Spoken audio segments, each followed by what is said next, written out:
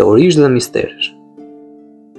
Në vend ku anije të mëdha janë zhdukur pa lëngju, ku avion modern janë zhdukur pa një thirrje emergjence, ku kompasa çmenden dhe ku disa dëshmitar raportojnë fenomene që sfidojnë çdo shpjegim logjik.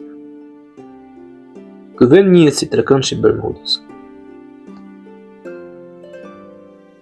Trekëndshi i Bermudës është një zonë detare rreth 1.000.000 km².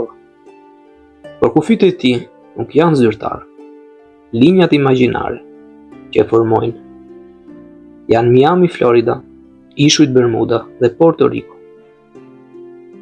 Në këtë zonë, për më shumë se 100 vitesh, raportohen zhdukje të pashpjegueshme të anijeve, avionëve dhe ekuipazheve të tyre.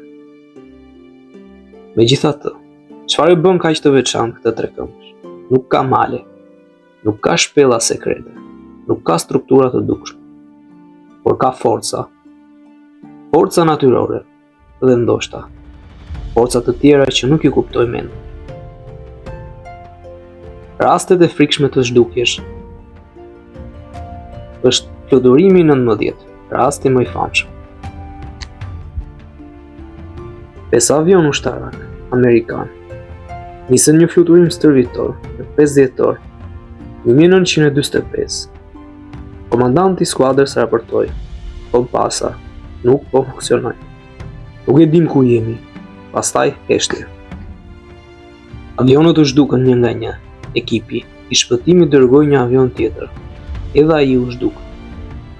Asnjë copë metali, asnjë trup, asgjë nuk u gjet kurrë.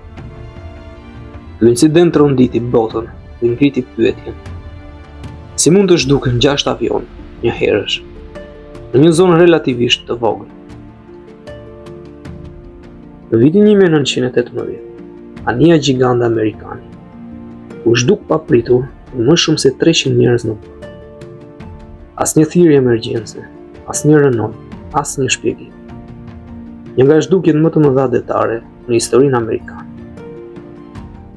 Një jat luksoz i vogël sinjalizoi se kishte një problem të vogël teknik, por nuk ishte në rrezik.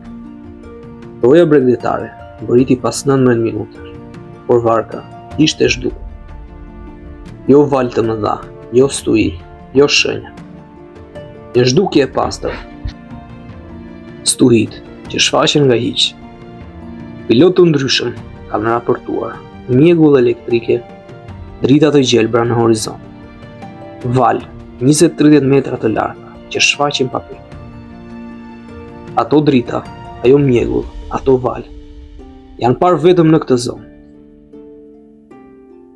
Çdo misteri i madh shoqërohet me teori nga më normale tek më fantastike.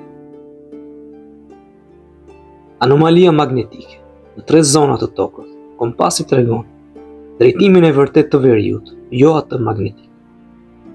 Një nga këto zona është Trekëndshi i Bermudës. Pilotët e viteve 1900 nuk kishin të trajnuar për këtë devijim, duke i çuar në drejtimin e gabuar. Metani në ndetin e Bermudës, gjenden depozita të mëdha metani të ngrirë. U shpërthejnë. Ato krijojnë shtymë të fortë, thluska gjigande që ulin densitetin e ujit, ndriçim të çuditshëm blu në sipërfaqe. Një anije mund të fudoset brenda 10 sekondave në një zonë të tillë. Superstuit e Atlantikut. Trekëndshi është i goditur shpesh nga uragan, rryma të forta, borbulla uji, val vrasësi. Edhe anijet moderne kanë vështirësi të rezistojnë. Teoria alienëve. Ka avion që zhduken pa mbetje, ka anije që zhduken brenda minutash. Ka raporte për objekte të ndryshme në qiell. Disa studiues sugjerojnë se zona mund të jetë port energjie, korridor atmosferik, zonë me aktivitet jo normal, elektromagnetik. Atlanti i humbur. Sipas disa teorive, qytetërimi i humbur i Atlantidës ndodhej pikërisht në këto zona.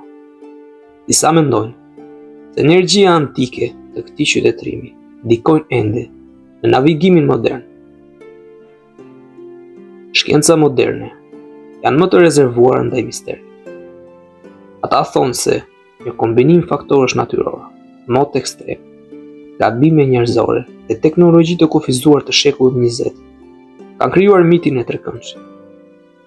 Por edhe vetë shkencëtarët pranojnë se në disa raste nuk kanë shpjegim, asnjë trup, asnjë rënojë, asnjë sinjal SOS. Në disa raste duket sikur mjetet thjesht janë zhdukur nga realiteti. Disa raste nuk përputhen me asnjë teori.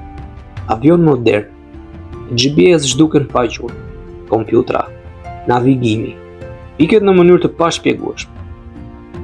Makinat e regjistrimit të fluturimit humbasin të dhënat kryesore për sekonda para zhdukjes. Trekëndshi i Bermudës është një nga enigmat që sfidon kohën, teknologjinë dhe logjikën. Në një botë ku shpjegohen gati gjithçka me shkencë, jo zonë, na kujtohen se ka ende mistere që nuk janë zbuluar.